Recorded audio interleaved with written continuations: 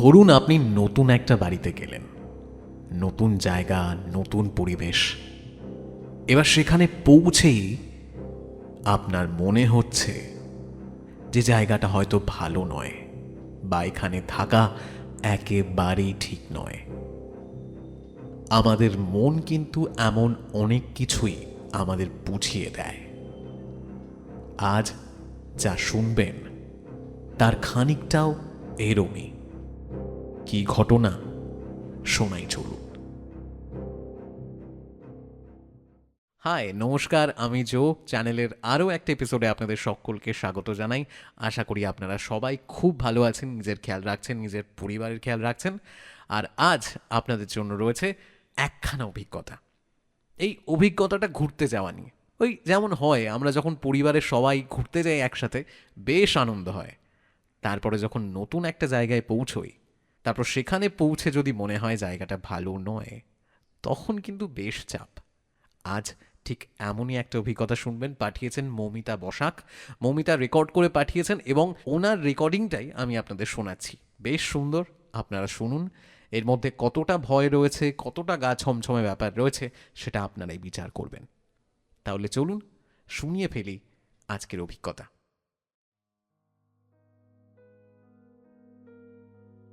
Hello দাদা, আমি মৌমিতা। আমি শোভাবাজারে থাকি।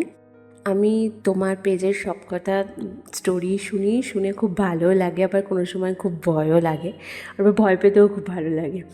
তা আমি আমার একটা রিসেন্ট ঘটে যাওয়া কিছু এক্সপিরিয়েন্সের কথা শেয়ার করতে চাই। জানি না এটা কতটা ভৌতিক বা কিছু, বাট আমার সাথে ঘটেছিল, যেটা আমি ফিল করেছি, সেটাই আমি তোমাকে জানাতে চাই।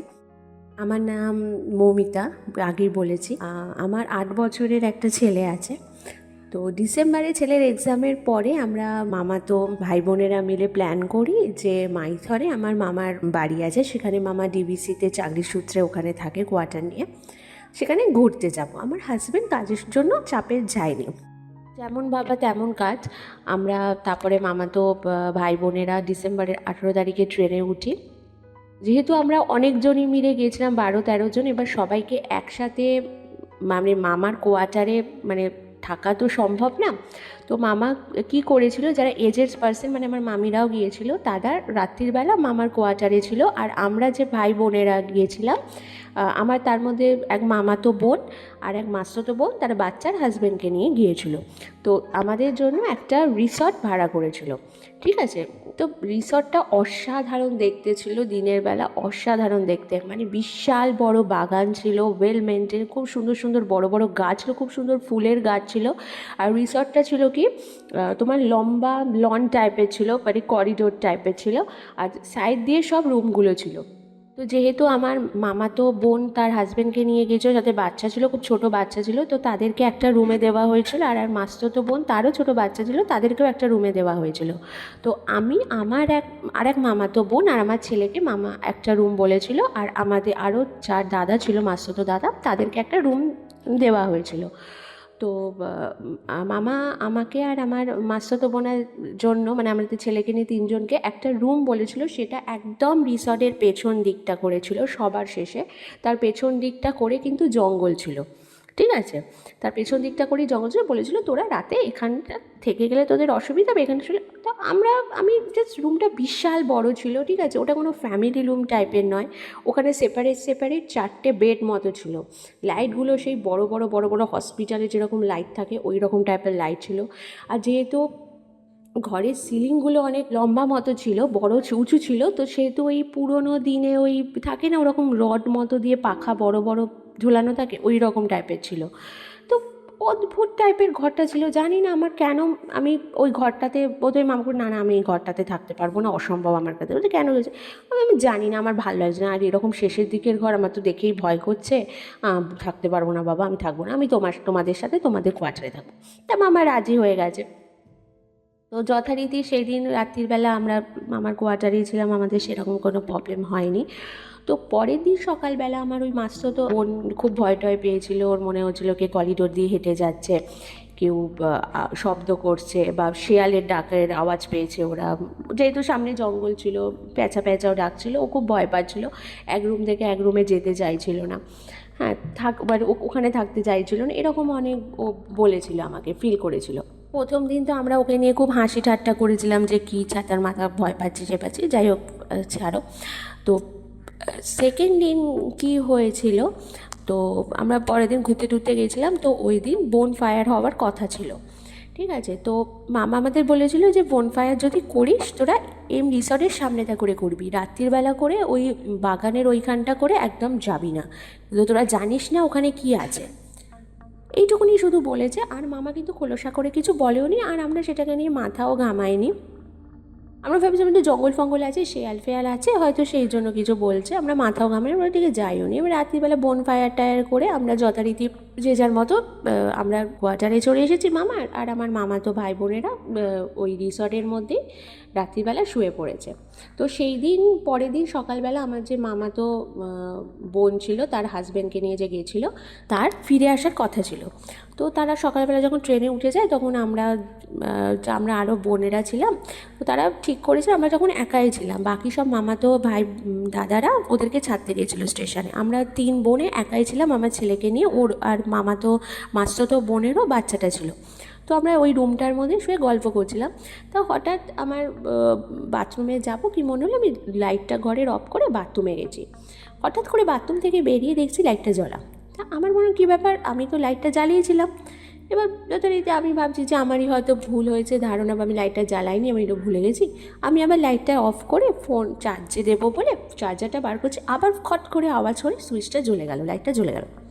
তা আমরা একে অপরের মুখে দিকে তাকিয়ে আছি, আমরা বলছি কী ব্যাপার, কী হচ্ছে বলতো আমার সাথে, আমি একে সবার সাথে ইয়ার্কি মারছিলাম, তো মজা করে ইয়ার্কি মারছিলাম।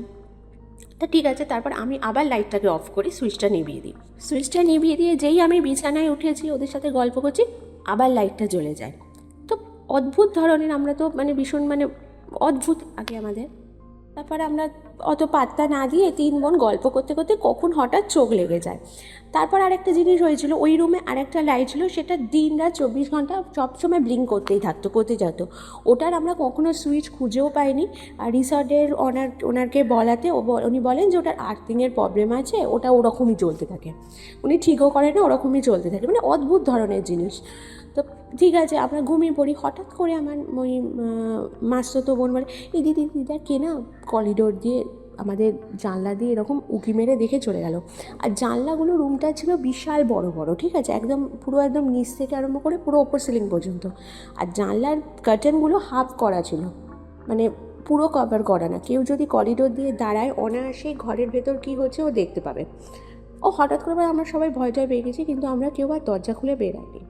যাই হোক, যথারীতি আমরা সন্ধেবেলা মামার কোয়ার্টারে চলে এসেছিলাম, রাত্রিবেলা খাওয়া দাওয়া করি। ওখানে মামাকে বলে, মামা বলছে দূর ওসব কিছু না, তোরা বেকার ওসব চিন্তা করছে, আমার আর এক বন্ধু ওখানে গিয়েছিল, এরকম কিছু হয়নি, এরকমভাবে মামা যাই হোক কাটিয়ে দেয়। তো যাই হোক, সেদিন রাত্রিবেলা আমরা তো কোয়ার্টারেই ছিলাম। তো আমার যে মামা তো ভাইরা গেছিলো, তারা রাত্রিবেলা আবার ওখানে ফিরে যায়। ফিরে গিয়ে ওই রুমটাতে, যেহেতু আমার মাস্তুতো বোনজন চলে গেছিলো, ওই রুমগুলো ছেড়ে দেওয়া হয়। ওই রুমটাই ছিল শুধু, ঠিক আছে। ওরা ওই রুমটাতে 4 জন আমার মামাতো ভাইরা ছিল। ওখানে ওরা যেদিন রাত্রিবেলা ছিল, ওরা সেদিন রাত্রিবেলা অদ্ভুত অদ্ভুত জিনিস কিছু ফিল করে, যেমন কল সেদিন খারাপ হয়ে যায়, গিজার খারাপ হয়ে যায়, সারা রাত ওই কলের জলের শব্দ। তারপর ওদের মনে হচ্ছিল কে যেন ওই ওপরের ওই করিডোর দিয়ে হেঁটে যাচ্ছে। তারপরে ওপরের সিলিং দিয়ে কেউ কন্টিনিউ হেঁটে যাচ্ছে। হঠাৎ করে ধারাস করে কিছু একটা সিলিংয়ের মধ্যে পড়ার শব্দ হয়েছিল। ওতে ওরা মানে সবাই ভয় টয় পেয়ে যায়, কিন্তু ওরা কেউ, যেহেতু মানে ফাঁকা ছিল, কেউ ছিল না, কিন্তু আমরা ছাড়া কিন্তু ওই রিসর্টে সেরকমভাবে কেউ ছিল না, ফাঁকা ফাঁকাই ছিল রিসর্টটা। ফাঁকা ছিল বলে অত রাত্রিবেলা 2টা-2টা করে ওরা কিন্তু বেরায়নি। যাই হোক, ওদের এই জিনিসটা রাতে ফিল করেছে। তারপরে যেহেতু সিঙ্গেল বলেছিলাম 4টে বেড ছিল, ওরা যেহেতু 3 জন ছিল, ওরা 3টে বেড অ্যাটাচ করে শুয়েছিল, আর একটা বেড আলাদাই ছিল। ওদের সবসময় মনে হচ্ছে কে যেন ওই বেডটার মধ্যে এসে শুচ্ছে, ওরা খালি ঘুরে ঘুরে বেডটাতে দেখছিল, এরকম মনে কে যেন বেডটাতে বসছে। এই জিনিসগুলো সারা রাত এই ফিলগুলো ওরা করেছে। পরের দিন ওরা সকালবেলা আমাদেরকে এই কথাগুলো বলে যে না সত্যি তোমরা ভয় পাচ্ছিলে, আমরা ওখানে খুব ভয় পেয়েছি। হ্যাঁ, কি যেন মনে হচ্ছিলো জঙ্গল দিয়ে হাঁটছে, এই হচ্ছে এরকম। ওরা সারা রাত এরকম পায়ের শব্দ পেয়েছে, আর এত মানে নিস্তব্ধ ছিল রিসর্টটা, মানে একটা পিন পড়লেও তুমি সেখানে শব্দ পাবে। যাই হোক, এই ফিলগুলো আমি করেছি। জানি না আদৌ এটা আমার মনের ভুল, বাট আমার মনের ভুল হলে সবারই কি মনের ভুল হবে জানি না, বলতে পারবো না। এখন এই ছবি বা ভিডিওগুলো দেখলে আমরা একে অপরের সাথে হাসাহাসি করি। ও আরেকটা কথা, আমি এই ভিডিওগুলো করেছিলাম, করে আমার হাজব্যান্ডকে পাঠিয়েছিলাম, তখন আমি ওখানেই ছিলাম মাইথনে, ঠিক আছে, আর মামার বাড়ি মাইথনে ডিবিসিতে, ওখানেই ছিলাম। তখন হাজব্যান্ডকে আমি ছবিগুলো পাঠিয়ে আমার মানে এই জিনিসগুলো হচ্ছে বলেছিলাম। তো তখন আমাকে আমার হাজব্যান্ড কিছু বলেনি। আমি যখন বাড়িতে আসি তখনও আমাকে বলেছিল ওই রকম কোয়ার্টারে ওর একটা বন্ধু নাকি ছিল, কিন্তু রাতে ওরা সেখানে থাকতে পারেনি। ওদের এমন মানে মানে ভয়ঙ্কর অভিজ্ঞতা হয়েছিল, ওরা রাস্তায় থাকতে বাধ্য হয়েছিল, কিন্তু তার সত্ত্বেও ওরা কোয়ার্টারে থাকেনি। আমাকে ওই কথাটা বলেনি, কারণ আমি রাতে ভয় পাবো বলে, মানে ওখানে থাকতে ভয় পাবো, তাই ও আমাকে বলেনি। যাই হোক, আমি এই মজার এক্সপিরিয়েন্সটা আমি তোমার সাথে শেয়ার করলাম। তোমার যদি ভালো লাগে তুমি প্লিজ এটা শেয়ার করো। Thank you.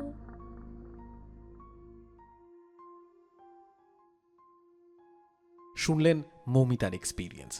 এটার মধ্যে হয়তো একেবারে সেই প্রেতাত্মা বা ওই রকম অশরীরী ব্যাপারটা নেই, কিন্তু তারপরেও একটা তো গা ছমছমে ব্যাপার রয়েছে। এবং তিনি যেমন বললেন, বাকিরাও খানিকটা ঠিক একই রকমভাবেই ভয় পেয়েছিলেন। হ্যাঁ, এমনটা হয় যে নতুন জায়গায় গিয়ে অনেকেরই অস্বস্তি হয়, অনেকেরই জায়গাটা পছন্দ হয় না, একটু একটু ভয় ভয় লাগে। কিন্তু এই ক্ষেত্রে কি ঠিক ওই ব্যাপারটাই, নাকি সাথে অন্য কিছু ছিল? আপনার কি মনে হয়? নিজের মতামত অবশ্যই কমেন্ট করে জানান। কেমন লাগলো মৌমিতার এক্সপিরিয়েন্স অবশ্যই জানান। আর এরই পাশাপাশি যদি আপনি আপনার জীবনের কোনো রকম এক্সপিরিয়েন্স শেয়ার করতে চান, খুব সহজেই শেয়ার করতে পারেন। আপনাকে লিখতে হবে অথবা রেকর্ড করতে হবে, তারপর সেটা পাঠাতে হবে কোথায়? আমার ফেসবুক পেজের ইনবক্সে। আর না হয় আপনি মেইল করতে পারেন, আমার ইমেল অ্যাড্রেস storywestjoe@gmail.com। সমস্ত রকম ডিটেলস কিন্তু আপনি ডেসক্রিপশনে পেয়ে যাবেন। আজকের মতো আড্ডা, আজকের মতো গল্প এখানেই শেষ করব। Thank you so much for listening to me. আপনাদের সবার সাথে দেখা হবে পরের এপিসোডে। আর ততক্ষণ প্লিজ নিজের খেয়াল রাখুন, নিজের পরিবারের খেয়াল রাখুন, বেশি করে জল খান, আর কোনোভাবেই নিজের শরীরকে খারাপ হতে দেবেন না। আড্ডা হচ্ছে খুব শিগগিরই। Thank you.